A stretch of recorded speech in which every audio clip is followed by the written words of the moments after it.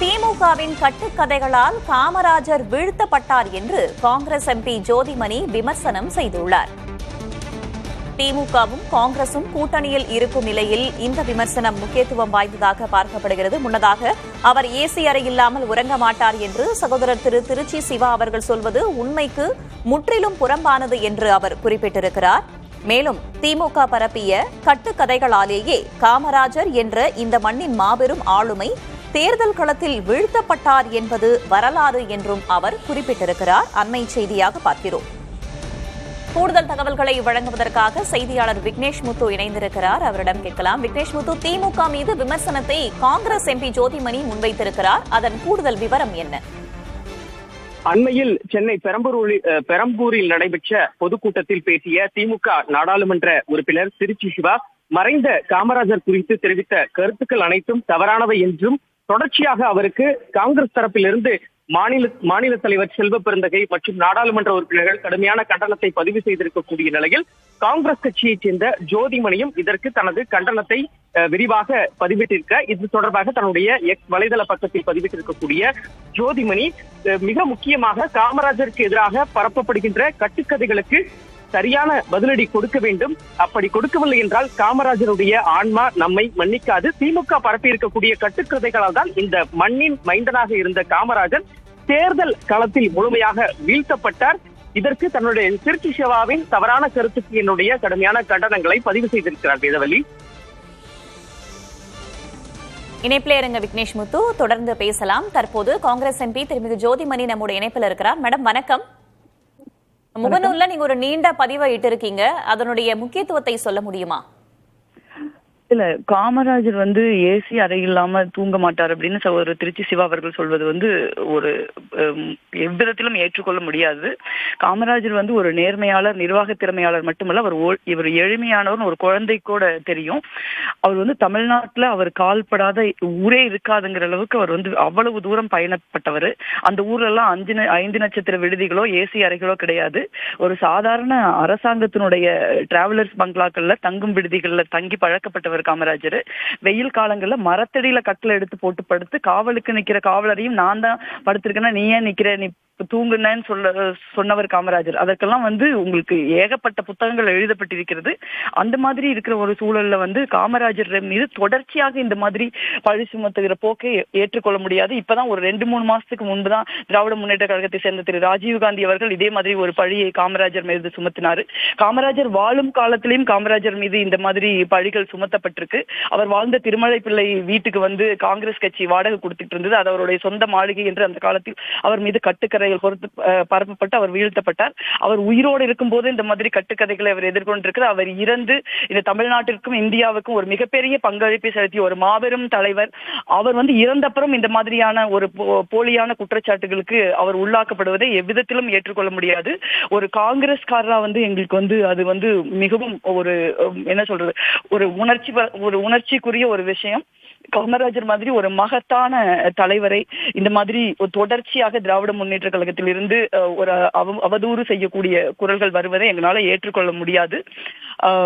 நாங்க இன்னைக்கும் தமிழ் மண்ணில காங்கிரஸ் கட்சி காமராஜரின் பெயரால் தான் நாங்க களத்தில் நிக்கிறோம்.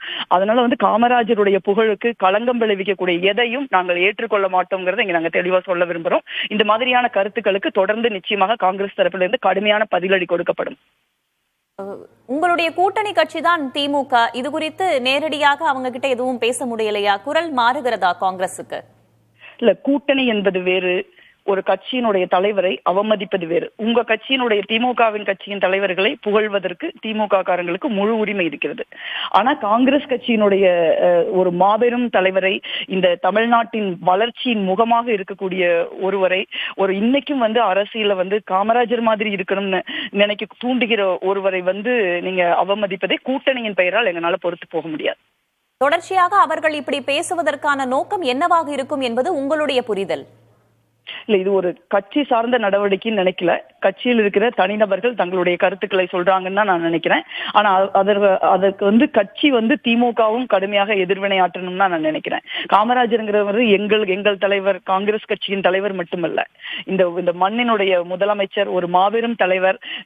நீங்க அவருடைய தினத்தை கல்வி தினமாக கொண்டாடுறது திமுக கவர்மெண்ட் தான் அறிவிச்சாங்க.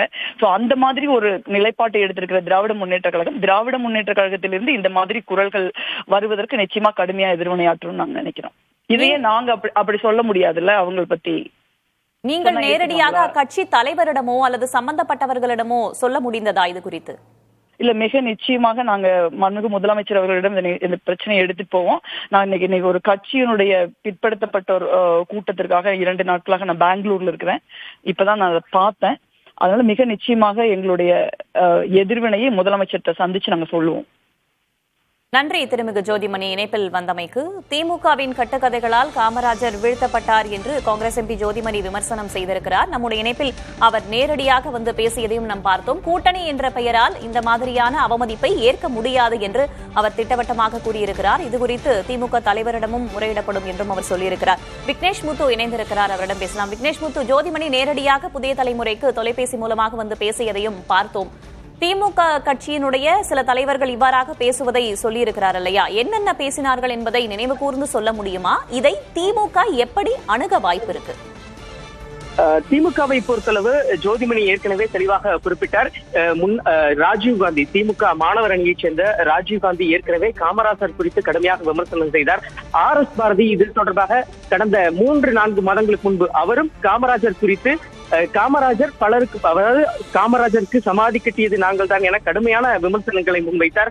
ராஜீவ்காந்தியும் திமுகவை காமராஜரால் ஒரு காலமும் வீழ்த்த முடியவில்லை, இறுதி காலகட்டத்தில் சரணடைந்தார் என தெரிவித்தார். அதன் தொடர்ச்சியாகத்தான் தற்பொழுது திருச்சி சிவா நேரடியாக விமர்சனம் செய்திருக்கிறார். அதாவது மிக முக்கியமாக இந்த திமுகவின் பொதுக்கூட்டத்தில் பேசும் பொழுது காமராஜரால் ஏசி இல்லாமல் இருக்க முடியாது, மிக முக்கியமாக மின்சார தட்டுப்பாடு காலகட்டத்திலும் அவரால் குளிர்சாதன விடுதியில் தான் தங்கியிருந்தார் என எளிமையான ஒரு மனிதரை இப்படி தொடர்ச்சியாக திமுகவை சேர்ந்த தலைவர்கள், அரசியல் கட்சியின் முன்னணி தலைவர்கள் விமர்சனம் செய்யும் பொழுது காங்கிரஸ் கட்சி தன்னுடைய கடுமையான கண்டனத்தை பதிவு செய்திருக்க வேண்டும்.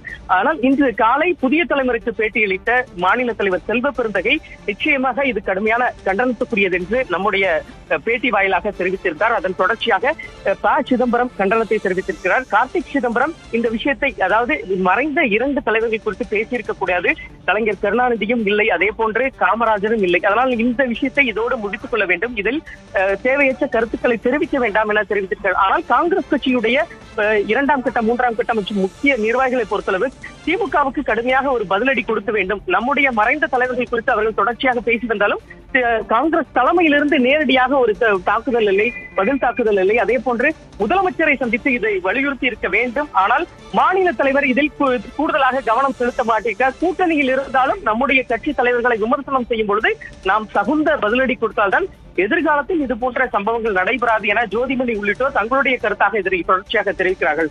கூட்டணி என்பது வேறு என்று பார்த்தாலுமே கூட திருச்சி வேலுசாமி கூட்டணி ஆட்சி என்பதை முன்மொழிகிறார்.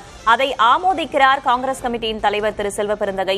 தற்போது திமுக தலைவர்கள் மீது நேரடியாக திருமிகு ஜோதிமணி வைக்கும் கண்டனம், இவ்வாறான தொடர்ச்சியான நிகழ்வுகள் கூட்டணிக்குள் ஏதேனும் முரசல் என்பதை காட்டுவதாக பார்க்கலாமா? காங்கிரஸ் கட்சியுடைய மாநில தலைவர் செல்வ பெருந்தகை தெளிவாக இருக்கிறார். ஒரு பக்கம் அவர் திமுகவுடன் ஒரு இணக்கமான கூட்டணியை செல்வதற்காக அவர் ஒரு தரப்பு முயற்சியாக இருக்கக்கூடிய நிலையில் செல்வ பெருந்தகை மீது பல காங்கிரஸ் கட்சியுடைய மூத்த தலைவரும் அதிருப்தியில் இருக்கிறார்கள். ஏற்கனவே டெல்லியில் மாவட்ட தலைவர்கள் உள்ளிட்ட முக்கிய நிர்வாகிகள் நேரடியாக சென்று மல்லிகார்ஜுனா கார்கேவை சந்தித்து இவரை மாற்ற வேண்டும், இவர் தொடர்ச்சியாக இது போன்ற பொறுப்பில் இருக்கும் மாநில தலைவர். இந்த கேள்விக்கான பதிலை நான் தொடர்ந்து கேட்டு பெறுகிறேன். திரு விக்னேஷ் முத்து இணைப்பிலேயே இருங்க. முன்னதாக காங்கிரஸ் எம்பி திருமிகு ஜோதிமணி நம்முடைய இணைப்பில் வந்து பேசியதை மீண்டும் ஒரு முறை தற்போது கேட்டுவிடலாம்.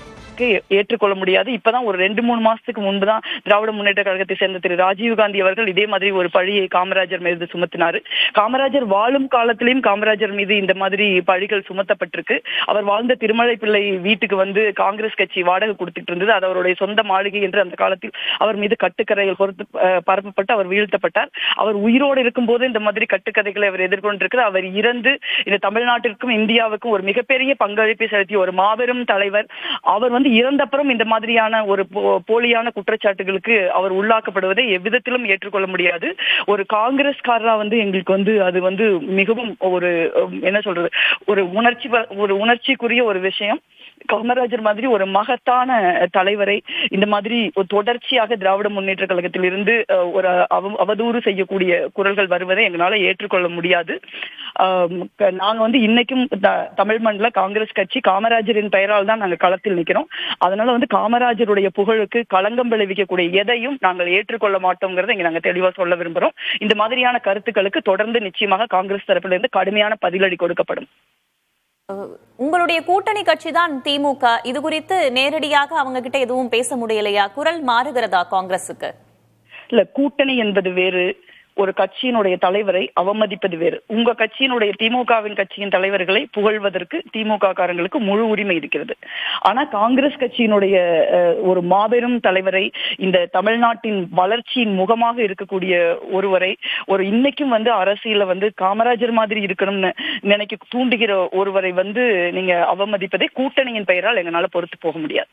தொடர்ச்சியாக அவர்கள் இப்படி பேசுவதற்கான நோக்கம் என்னவாக இருக்கும் என்பது உங்களுடைய புரிதல்? இல்ல, இது ஒரு கட்சி சார்ந்த நடவடிக்கைன்னு நினைக்கல.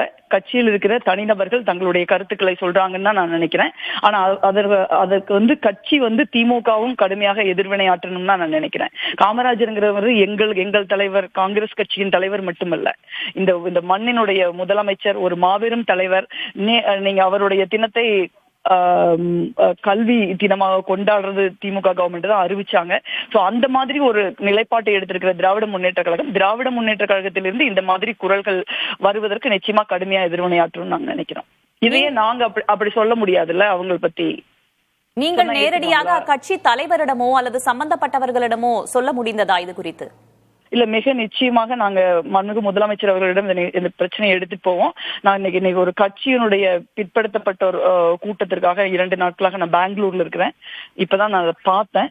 அதனால மிக நிச்சயமாக எங்களுடைய எதிர்வினையை முதலமைச்சர்கிட்ட சந்திச்சு நாங்க சொல்லுவோம்.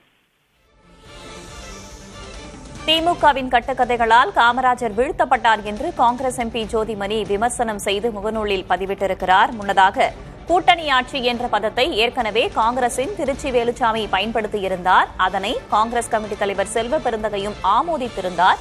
தற்போது நேரடியாக திமுக தலைவர்கள் மீது காங்கிரஸ் எம்பி ஜோதிமணி கடுமையான விமர்சனத்தை முன்வைத்து அது தொடர்பாக பதிவிட்டிருக்கிறார். ஏசி அறை இல்லாமல் உறங்க மாட்டார் என்று திருச்சி சிவா அவர்கள் சொல்வது உண்மைக்கு முற்றிலுமாக புறம்பானது என்று குறிப்பிட்ட அவர், திமுக பரப்பிய கட்டுக்கதைகளாலேயே காமராஜர் என்ற இந்த மண்ணின் மாபெரும் ஆளுமை தேர்தல் களத்தில் வீழ்த்தப்பட்டார் என்பது வரலாறு என்றும் குறிப்பிட்டிருக்கிறார்.